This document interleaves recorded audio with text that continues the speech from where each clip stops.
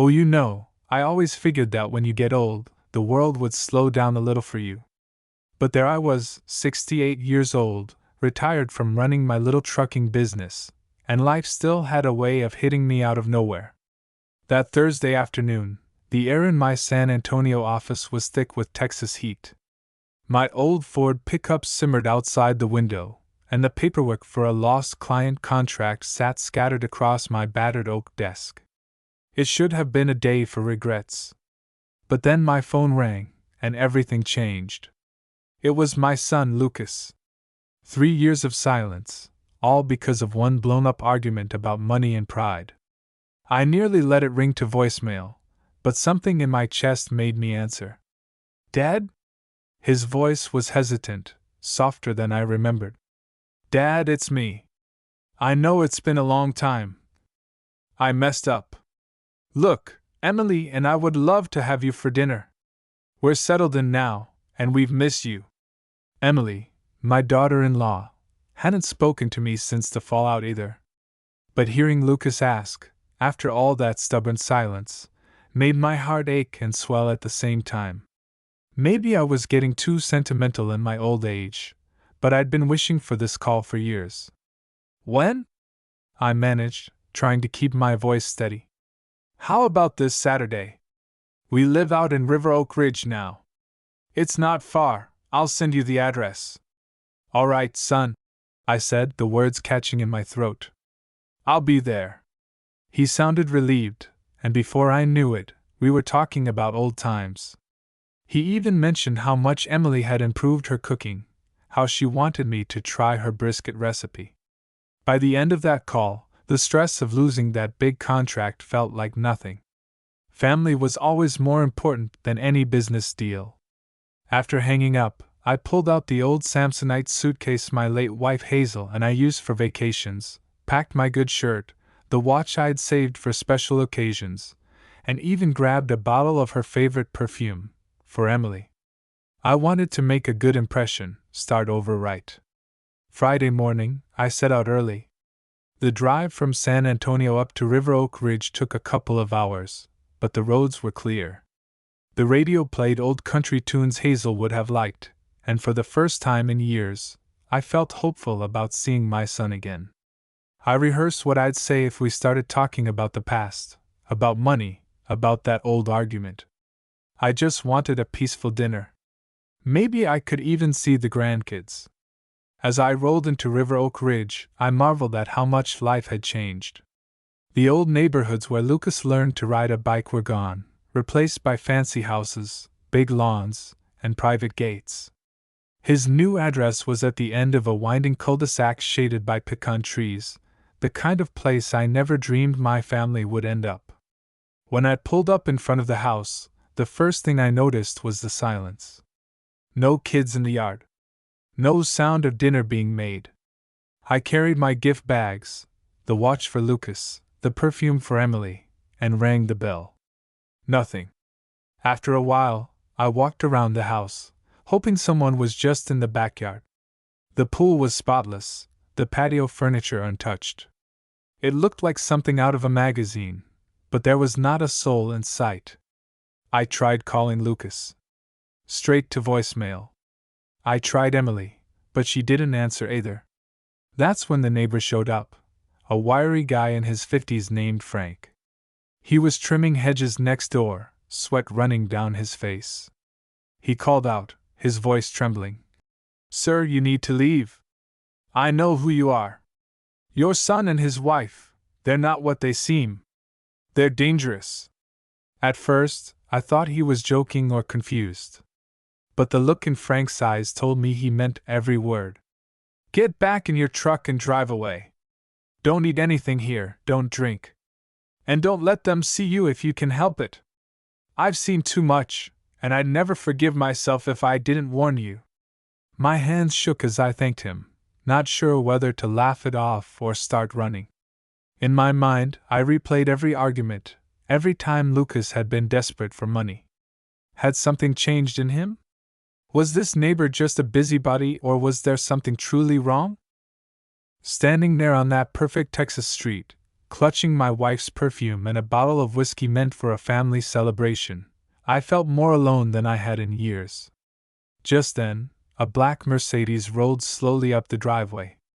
And in that moment, I had to decide: trust my instincts and run, or stay and hope that the son I'd raised was still in there somewhere.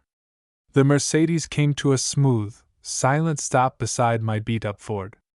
I wiped my hands on my jeans, forcing a smile, trying to hide the tremor in my fingers. The doors opened in unison, and out stepped Lucas and Emily, dressed in the kind of clothes you only see on TV.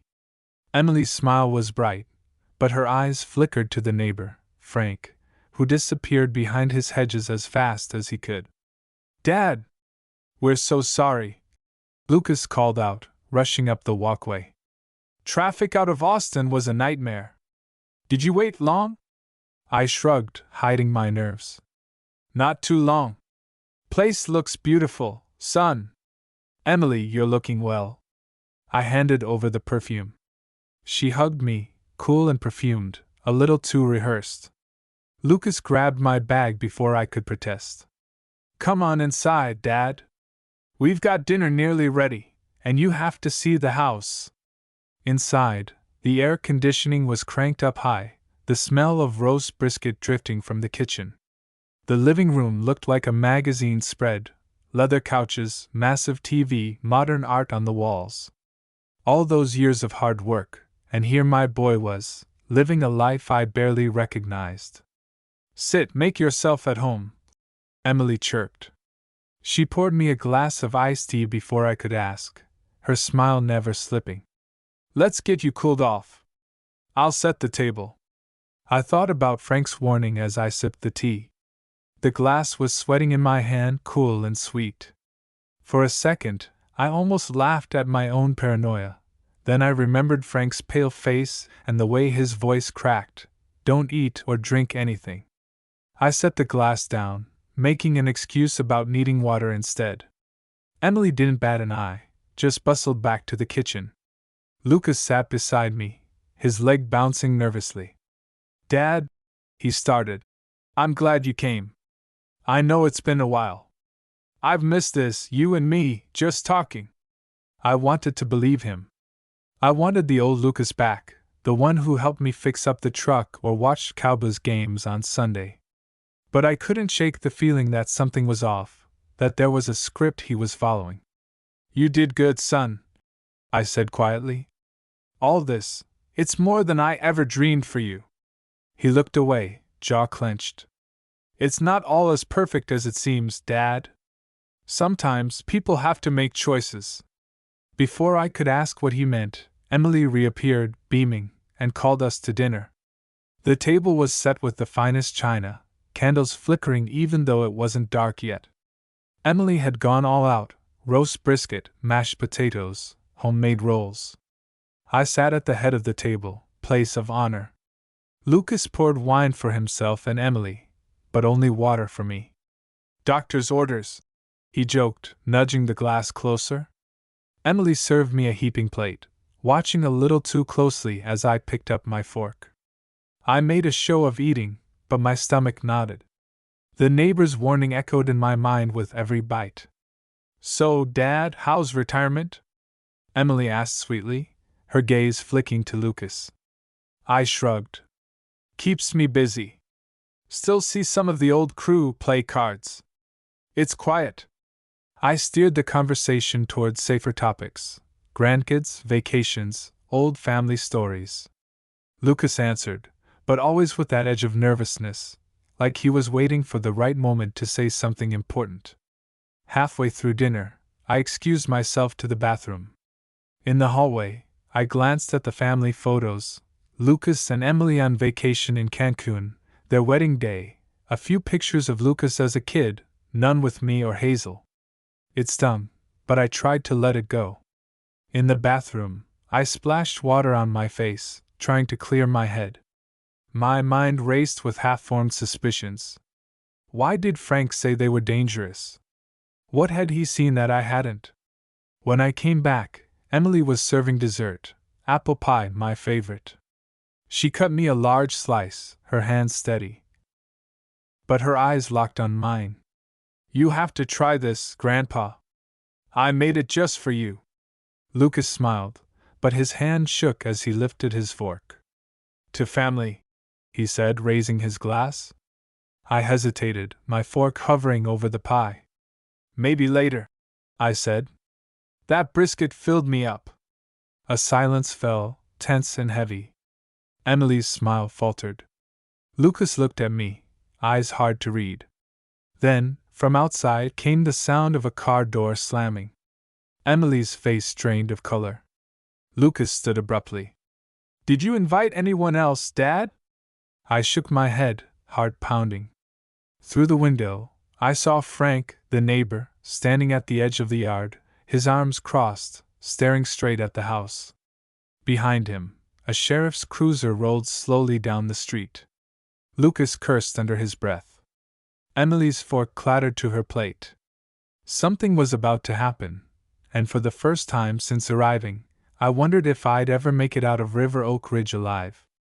The sheriff's cruiser idled at the curb, sunlight glinting off its badge. I watched from the dining room, pie untouched, while Lucas and Emily exchanged nervous glances. Emily was the first to recover, her hostess' smile snapping back in place like a mask. "I'll go see what's happening outside," she said, her voice just a touch too high. "Lucas, can you help me for a second?" Lucas hesitated, but followed her into the kitchen, leaving me alone with my racing thoughts and a half-finished plate. Out the window, I saw Frank talking to the sheriff. He was waving his arms, animated and insistent, his face pale but determined. The officer wrote something in a little notepad, eyes flicking from Frank to the house. I strained to listen, but their voices were muffled by the thick, expensive glass. I thought about what Frank had said, about danger, about never eating or drinking anything in this house. My throat tightened. Was I just an old fool, seeing ghosts where there were only shadows? Or was something truly wrong? When Lucas came back, his hands were shoved deep in his pockets, jaw clenched tight. "Everything all right?" I asked, trying to sound casual. "Just the neighbor, Dad. He's always causing trouble," Lucas muttered. "Says our dog barked at him. You know how people are in these neighborhoods, always looking for drama." But we didn't have a dog. That single detail made my skin crawl. Emily returned, still flustered, and the three of us sat in tense silence, pretending everything was normal. The pie grew cold on my plate. Lucas broke the silence first, forcing a laugh. "Dad, let me show you the backyard. We put in a fire pit, it's real nice in the evenings." I nodded, eager for any excuse to leave the claustrophobic dining room. Outside, the air was heavy with the smell of cut grass and blooming crepe myrtle. The patio was perfect, but too clean, too staged, as if nobody ever really lived here. A new set of patio chairs surrounded the fire pit, logs stacked neatly, but not a single scorch mark. As Lucas launched into a rehearsed-sounding tour, I kept an eye on the street. The sheriff's cruiser had driven away, but Frank still lingered at the edge of his yard, arms folded, watching us closely. "Nice setup," I said, but my voice was distracted. "You two have really made a life here." Lucas's smile faltered. "We try. It's not easy sometimes." Before I could ask what he meant, Emily appeared at the sliding door, calling for Lucas. He excused himself, leaving me alone in the evening heat. I took the chance to wander a little, eyes searching for anything out of place. Near the garbage bins, I spotted a discarded prescription bottle. The label was faded, but I made out Emily's name. My pulse skipped. Why hide medicine out here, behind the house? I slipped the empty bottle into my pocket. Back inside, the mood had changed. Emily was tense, moving quickly between kitchen and living room, checking her phone, glancing at me when she thought I wasn't looking. Lucas was quieter now, avoiding my eyes. "Everything all right, kids?" I asked, using the old word out of habit. Lucas cleared his throat. "We've had a rough couple of months, Dad. Some financial stuff. You know how it is, taxes, home repairs, bills. My mind flashed back to the day he'd asked me for money. I remembered the desperation in his voice, the way he'd shouted about needing a chance. I told him to work harder, to save, to build something on his own. Maybe I'd been too harsh. Things'll turn around, I said quietly, meaning it, though doubt gnawed at my gut. Just keep doing what's right. That's all anyone can ask. Emily set down her phone with a clatter. It's not always so simple, Grandpa. Sometimes you have to take what you need in this world, or you get left behind. Lucas shot her a warning look, but she just stared at me, her jaw set. For a moment, I saw something cold behind her eyes, something that made me think of Frank's words again. Anyway, Emily said, her smile returning, let's get back to dessert. I made coffee, Grandpa, just the way you like it. She slid a steaming mug in front of me. I stared at the dark liquid, my reflection trembling on the surface. Don't eat or drink anything. I think I'll stick to water, I said, forcing a smile. That brisket was plenty for me tonight. Lucas let out a shaky laugh, but Emily just nodded, her face unreadable.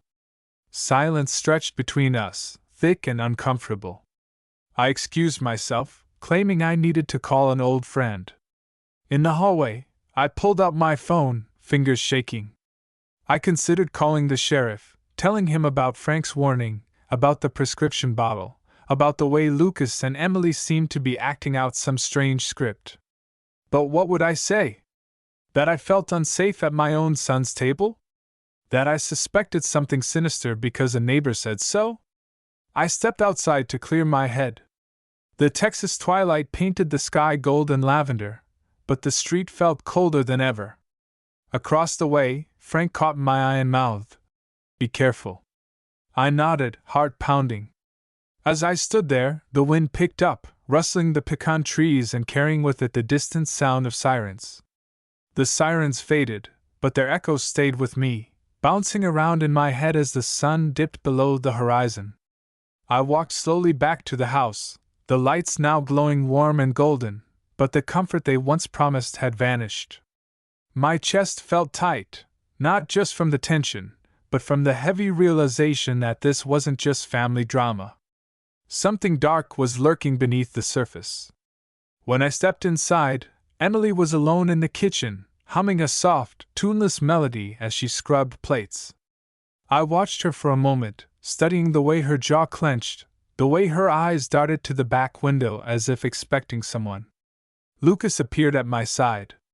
"Everything all right out there, Dad?" I forced a smile. "Just needed some fresh air.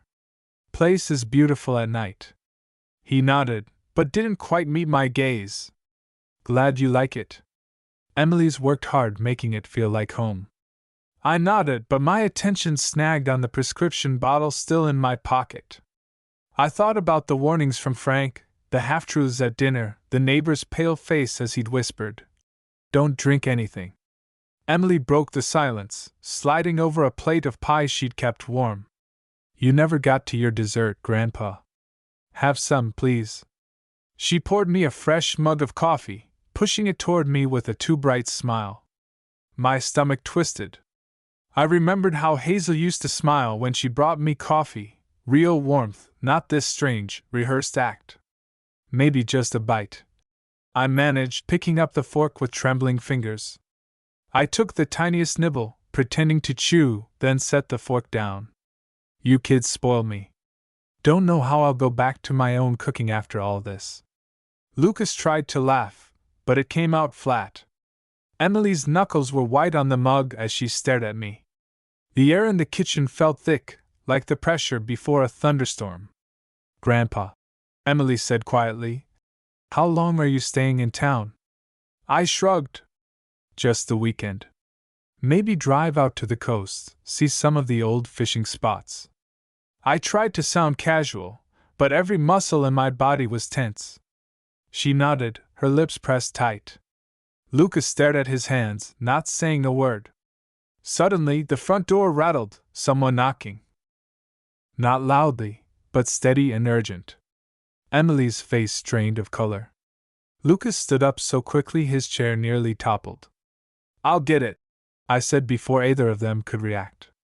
As I moved down the hall, I could feel their eyes burning holes in my back. I opened the door to find Frank standing there, breathing hard, eyes wild. "Sir, I know you don't know me, but you need to listen. Please come outside with me right now. Don't eat, don't drink. They're planning something." His voice shook. "You have to leave with me, now." My heart pounded in my chest, but I kept my voice low. "Frank, what are you talking about?"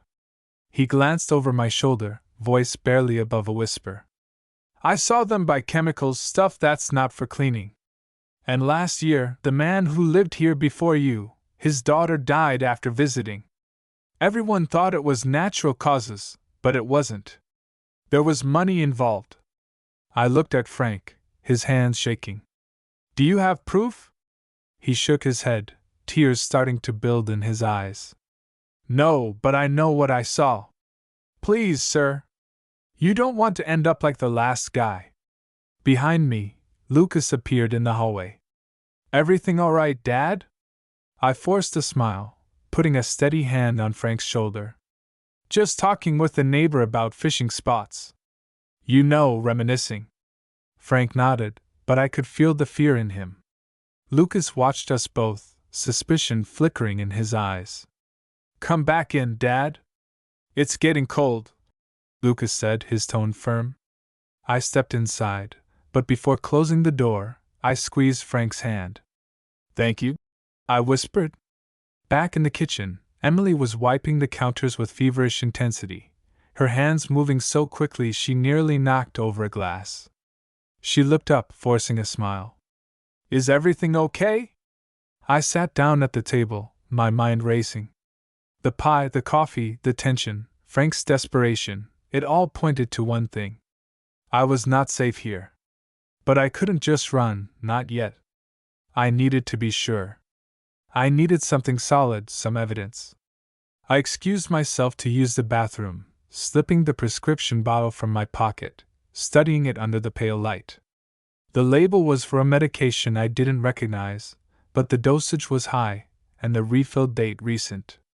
I took a picture of it on my phone, just in case. As I left the bathroom, I heard Lucas and Emily whispering in the kitchen. Their voices were low and urgent, but I caught fragments. "He's getting suspicious. What if he tells someone? We have to do it tonight." A chill ran through me. My mind snapped into sharp focus, all the fog of grief and confusion clearing away. I was in danger, real, life or death danger. I grabbed my phone and dialed 911, speaking in a low, calm voice. "This is Charles Bennett at 312 Magnolia Lane, River Oak Ridge. I believe my son and daughter-in-law are trying to poison me. Please send someone quickly." I hung up and slipped the phone back into my pocket just as Lucas appeared in the hallway, face pale, jaw clenched. "Dad, why don't you come back to the table? Emily's made more coffee." I nodded, but inside, I was counting every second until help arrived.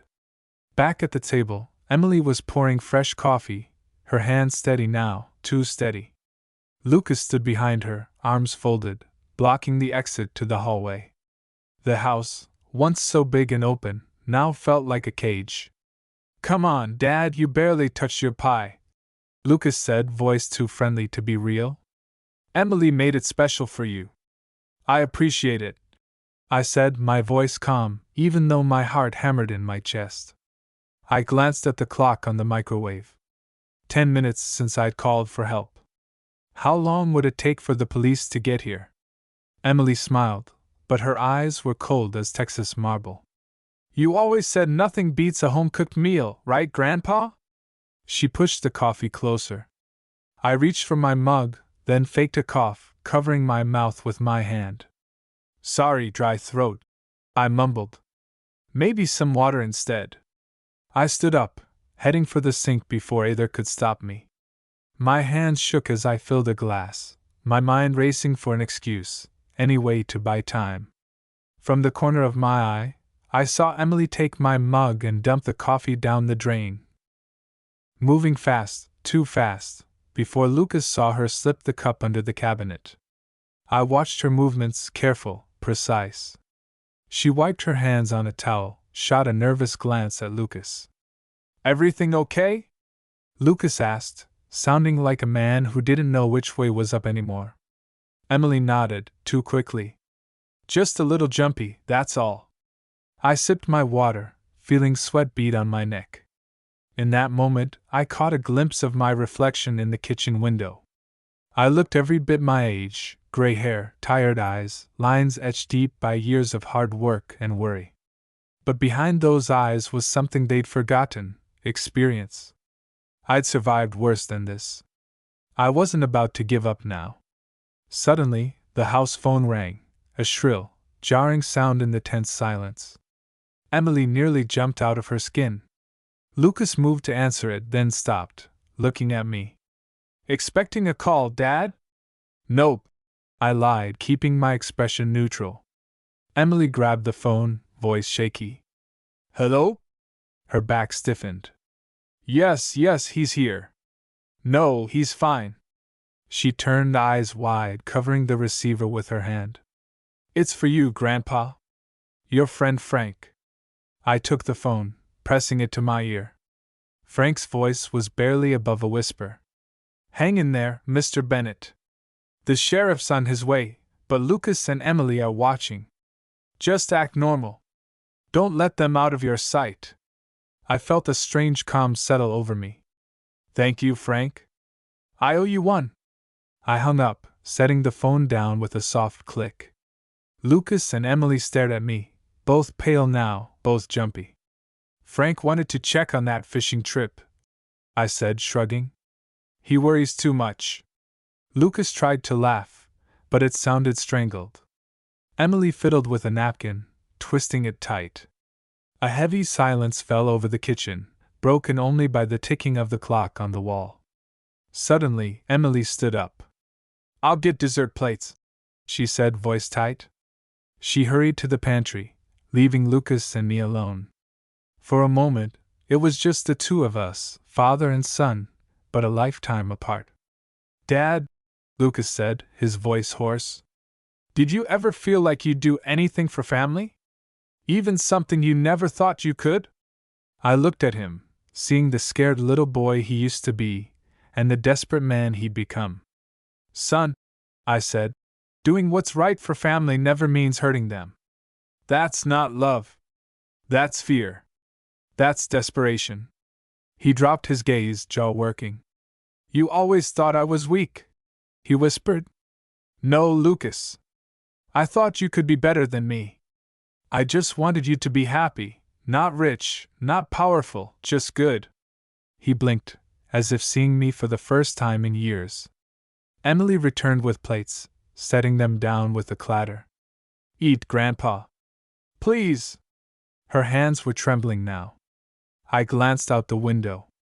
In the distance, blue and red lights flashed, reflected off the manicured lawns of River Oak Ridge. My heart leaped. Lucas saw the lights too. His eyes widened, and he lunged for me, grabbing my wrist hard. "What did you do?" he hissed. "Did you call someone?" Emily froze, her eyes wild. No, this isn't happening." "It's over," I said, voice steady. "It's done, kids. The police are here. Whatever you were planning, stop now, before it's too late." Lucas let go, his shoulders slumping. Emily backed into a corner, eyes wide with panic. The knock on the front door was like thunder. "Sheriff's Department! Open up!" I stood up, moving slowly, never taking my eyes off the two people I'd once loved more than anything. I walked to the door and opened it, relief flooding my chest as two officers stepped inside. "Mr. Bennett?"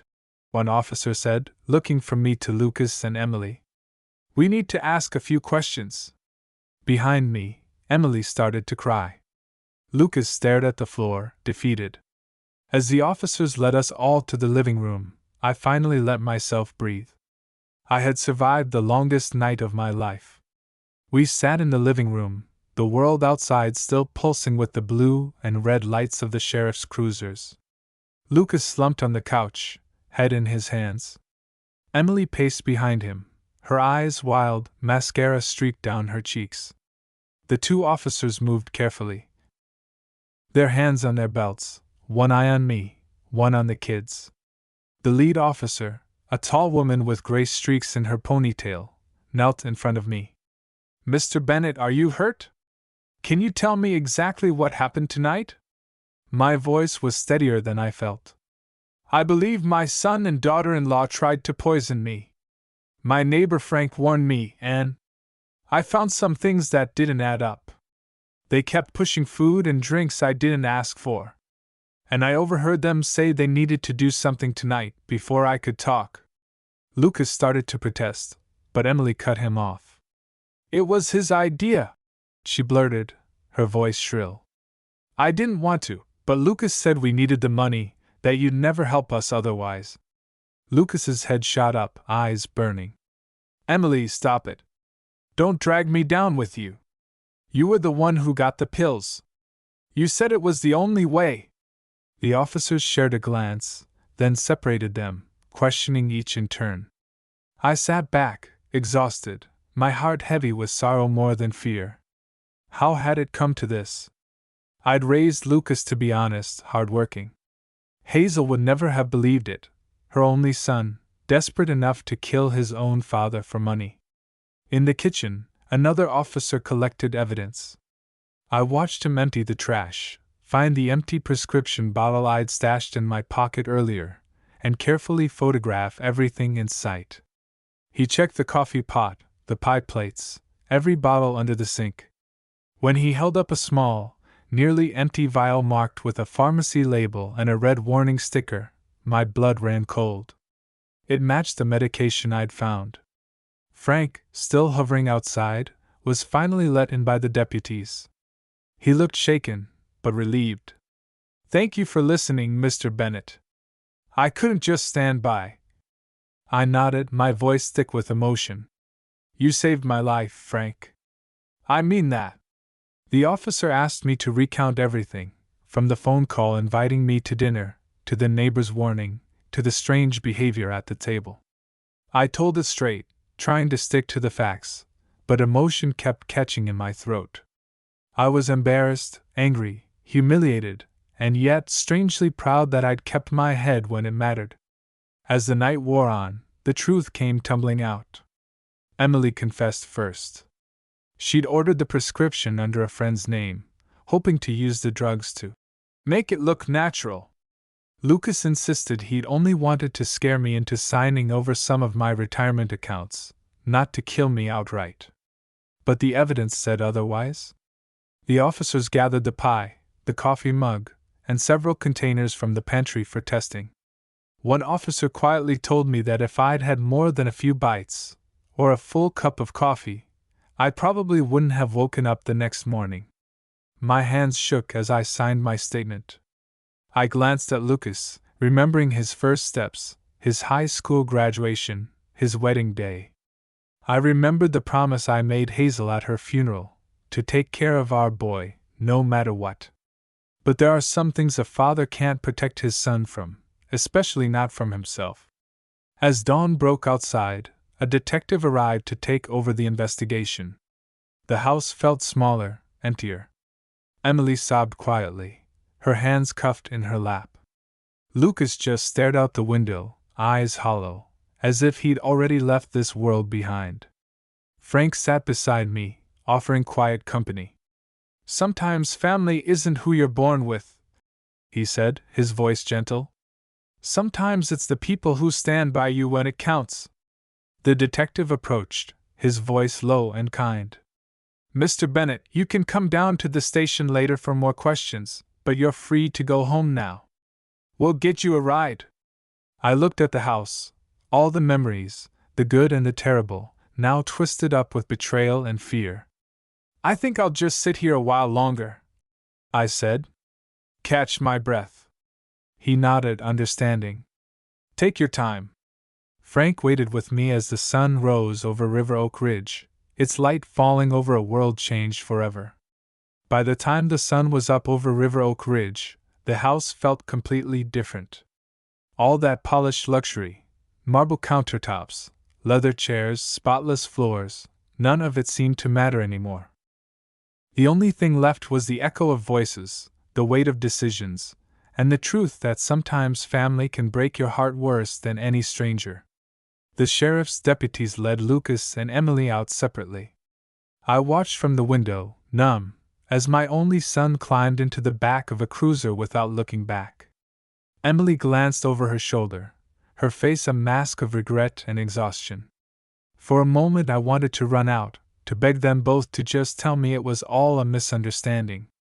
But there are some things you can't unsee. Some things you can't forgive, no matter how much you love.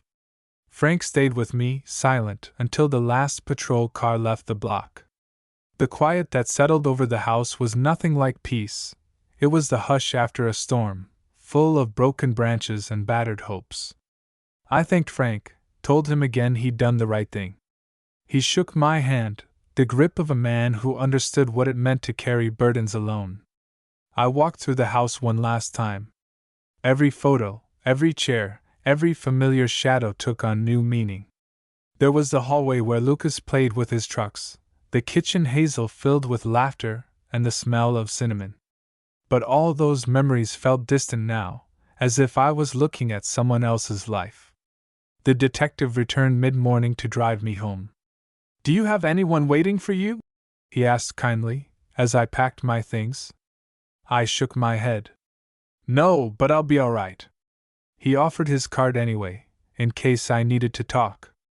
The ride back to San Antonio was long and quiet. My mind replayed every moment of that night, the warnings, the tense conversation, the knowledge that I'd come so close to never seeing another sunrise. Somewhere outside New Braunfels, I realized I wasn't angry anymore.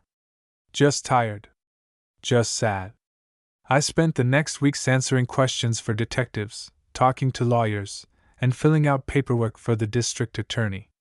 Frank called me sometimes, just to check in. We started meeting for coffee once a week at a little diner near the park. He never brought up that night unless I did, and when I finally thanked him for saving my life, he just shrugged. "I'd want someone to do the same for me," he said. News about the case spread through the community. Some neighbors avoided me, embarrassed by what had happened. Others left casseroles on my porch, their way of saying, "We're sorry." I donated most of the food to the local shelter. Eating felt hard for a while. Lucas and Emily's trial was quick. There was enough evidence for the jury to see the truth. The judge's words felt final and cold: attempted murder, conspiracy, fraud. I watched my son stand up, tall but empty-eyed, and listened as he apologized. "I lost my way, Dad," he said. "I'm sorry." The words hurt more than anything he'd done. Emily never looked at me again. After the verdict, I stood outside the courthouse in the Texas sunlight. Frank joined me, hands in his pockets, watching the cars roll by. "So, what now?" he asked. I looked out over the city I'd worked in all my life. "I don't know," I said honestly. "Maybe I'll try fishing again. Maybe I'll fix up the old truck. Maybe I'll just take things one day at a time." Hazel's photograph still sits on my mantel at home, her eyes gentle and wise as ever. Sometimes, on quiet nights, I talk to her. I tell her I'm doing my best. I tell her I wish I could have saved Lucas from himself. But I also tell her I survived, that I'm grateful for every sunrise, even the lonely ones. River Oak Ridge became just another place on the map, a memory, both good and bad. The scars from that night will never fully heal, but I've learned something: family is about more than blood. It's about trust, about kindness, about standing by the people who need you when it matters most. I started volunteering at the community center, helping other seniors who felt alone or afraid. I shared my story, sometimes in bits and pieces, to remind them that you can live through even the hardest betrayals and still find meaning.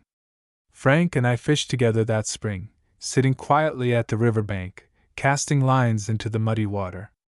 We never caught much, but sometimes, just sharing the silence was enough. If you're reading this, maybe you've lost someone, too, maybe not to violence, but to anger, distance, or pride. Take it from an old man who's seen the worst and come out the other side. Life goes on. Forgiveness is hard, but survival is harder, and more beautiful than you think. So I keep living, keep hoping, and keep loving, in my own stubborn, ordinary way. The end.